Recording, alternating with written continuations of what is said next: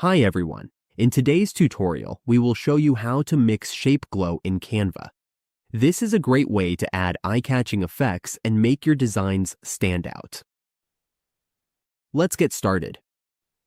On your Canva dashboard, the first thing to do is insert a shape. We will use the tool to add some shapes here.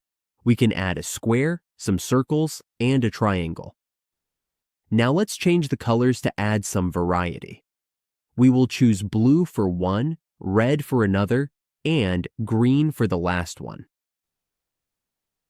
To make our shapes glow, all we have to do is click the shape and then click on Effects. As you can see, there is a glow effect right here. We can adjust the glow here, and as you can see, there is a glowing effect applied.